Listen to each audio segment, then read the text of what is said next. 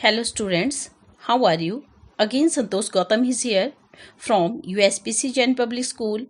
Now let us start Hindi पुस्तक क्षितिज भाग 1 काव्य भाग पाठ 7 साखियाँ एवं शब्द। पुरानी पुस्तक में यह पाठ 9 है तथा सिर्फ साखियाँ ही पाठ्यक्रम में हैं। कवि कबीरदास जी। कवि परिचय। भक्तिकालीन निर्गुण संत परंपरा के प्रमुख कवि कबीर जी के जन्म व मृत्यु के बारे में अनेक मतभेद हैं। कहा जाता है कि इनका जन्म सन 1398 में काशी में हुआ। इनका पालन पोषण निसंतान जुलाहा दंपत्ति नीरू और नीमा ने किया। इन्होंने विधिवत शिक्षा नहीं पाई थी, परंतु सत्संग, पर्यटन तथा अनुभव से ही ज्ञान प्राप्त किया। इनकी पत्नी का नाम लोई तथा कमला व कमाली 2 बच्चे थे। इनके गुरु का नाम रामानंद था।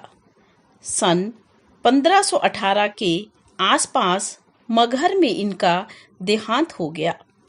राम और रहीम में विश्वास रखने वाले कबीर जी ने ईश्वर के नाम पर चलने वाले हर तरह के पाखंड, भेदभाव और कर्मकांड का खंडन किया। इनकी भाषा पंचमेल खिचड़ी है, जिसे सदुकड़ी भी कहा जाता है, तथा दोहा छंद है। इनकी रचनाएं, कबीर जी की सभी रचनाएं कबीर ग्रंथावली में संकलित है। बीजक, रमैनी और शब्द नाम से इनकी 3 काव्य संग्रह हैं।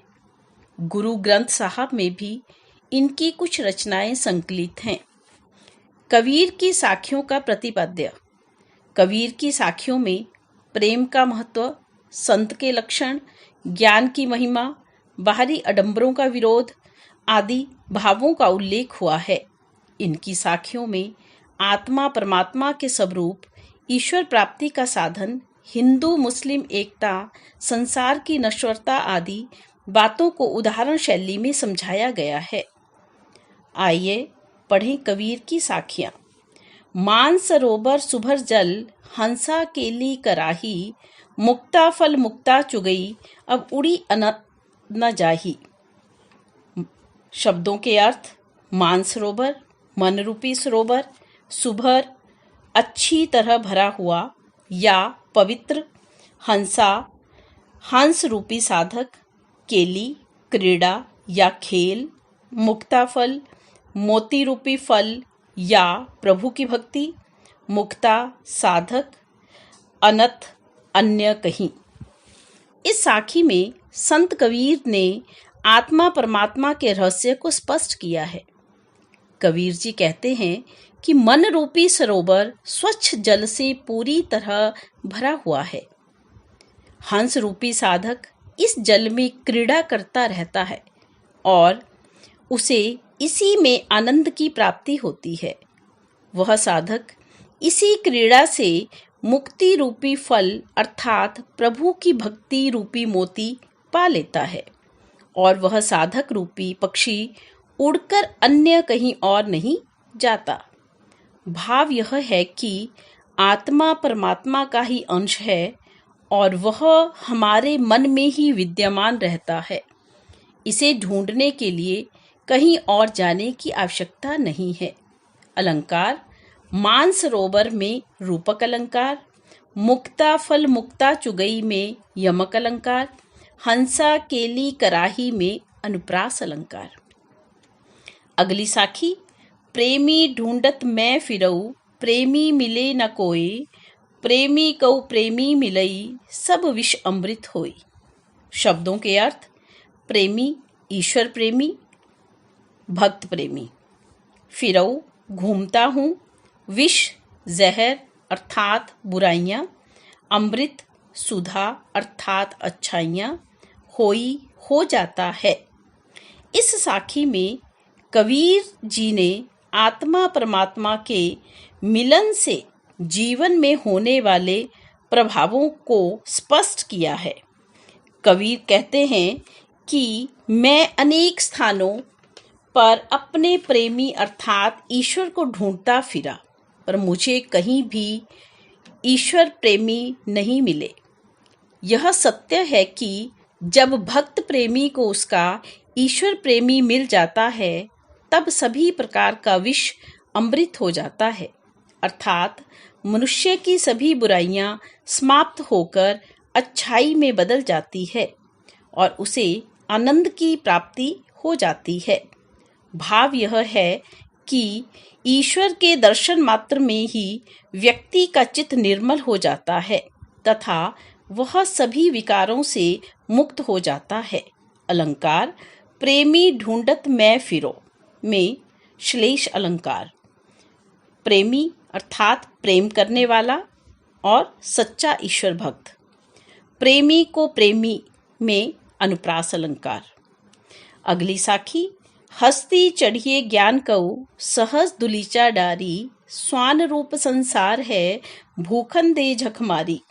शब्दों के अर्थ हस्ती हाथी, सहज स्वाभाविक समाधि, दुलीचा कालीन, स्वान कुत्ता, भूखन दे भौंकने दो, झक मारना समय बर्बाद करना।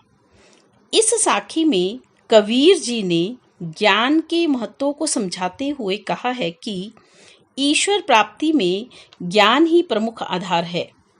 कबीर जी ज्ञान प्राप्ति में लगे साधकों को संबोधित करते हुए कहते हैं कि तुम ज्ञान रूपी हाथी पर सहज समाधि रूपी कालीन बिछाकर अपने मार्ग पर निरंतर चलते रहो।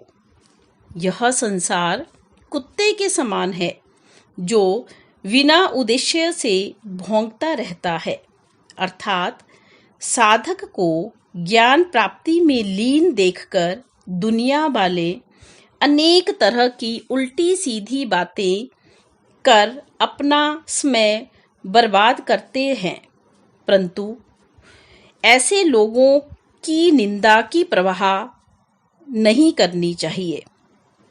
भाव यह है कि हमें लोक निंदा की परवाह किए बिना प्रभु भक्ति में लीन रहकर ज्ञान प्राप्त करने का प्रयास करना चाहिए। अलंकार ज्ञान रूपी हाथी, सहज दुलीचा, स्वान रूप संसार, इन तीनों में रूपक अलंकार है। अगली साखी पखा पखी के कारनई सब जग रहा भुलान निरपख होई के हरि भजई सोई संत सुजान।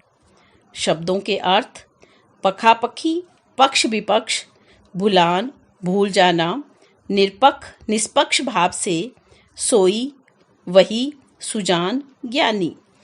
प्रस्तुत साखी में मनुष्य को वाद विवाद में ना पड़कर निष्पक्ष भाव से प्रभु भक्ति में लीन होने की प्रेरणा दी है। कबीर जी कहते हैं कि इस संसार में लोग पक्ष विपक्ष के कारण भुलावे में पड़े हुए हैं और इस कारण वे ईश्वर को भी भूलते जा रहे हैं।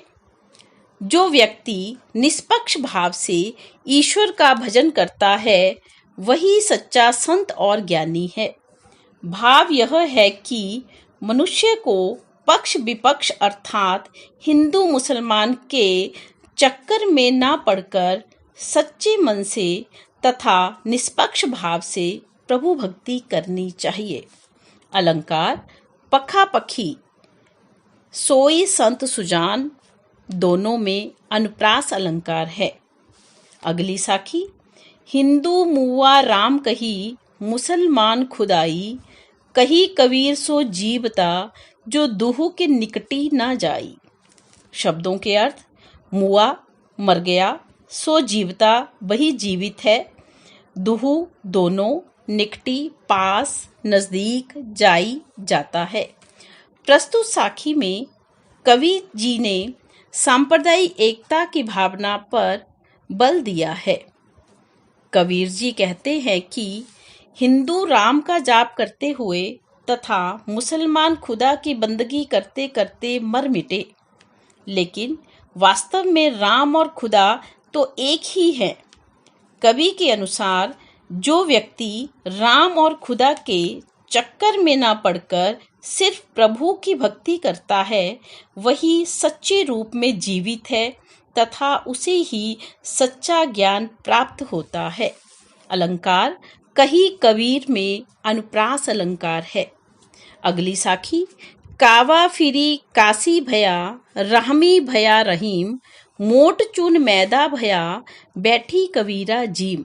शब्दों के अर्थ काबा मुसलमानों का तीर्थ स्थान, काशी हिंदुओं का तीर्थ स्थान, भया हुआ या हो गया, मोट चून मोटा आटा, जीम भोजन करना या खाना, बैठी बैठकर।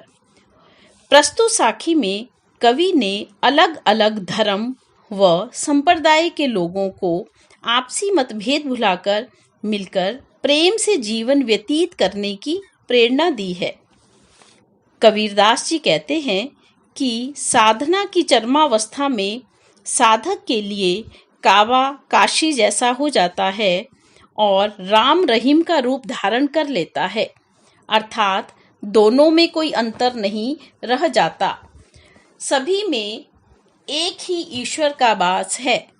जिस प्रकार मोटा आटा पीसने पर मैदे का रूप धारण कर लेता है, पर मूल रूप में दोनों एक ही हैं, दोनों से ही भोजन बनाया जाता है तथा बैठकर खाया जाता है। भाव यह है कि राम कहो या रहीम दोनों एक ही ईश्वर के रूप हैं, अतः मनुष्य को धर्म के आधार पर ईश्वर को नहीं बांटना चाहिए। अलंकार इसमें कोई नहीं है। अगली साखी ऊंचे कुल का जन्मिया जे करनी ऊंच न होई सुब्रण कलश सुरा भरा साधु निंदा सोई।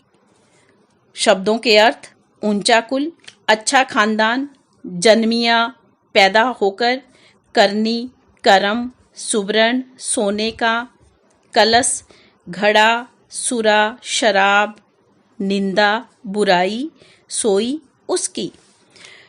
प्रस्तुत साखी में कवि ने अच्छे और नेक कार्य करने पर बल दिया है तथा बुरे कर्मों से बचने की सीख दी है। कबीर जी कहते हैं कि यदि कोई व्यक्ति ऊंचे खानदान में जन्म तो लेता है, पर यदि उसके कार्य ऊंचे दर्जे के नहीं हैं तो भी वह निंदा का पात्र बनता है।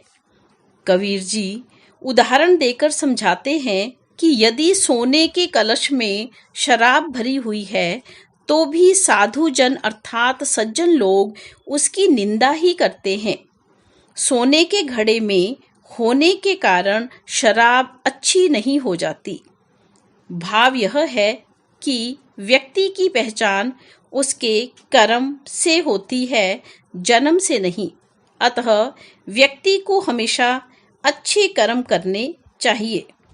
अलंकार सुब्रण कलश सुरा भरा साधु निंदा सोई में अनुप्रास अलंकार है। अगली वीडियो में हम पढ़ेंगे व्याकरण भाग से अर्थ के आधार पर वाक्य के भेद। तब तक घर में रहें, सुरक्षित रहें।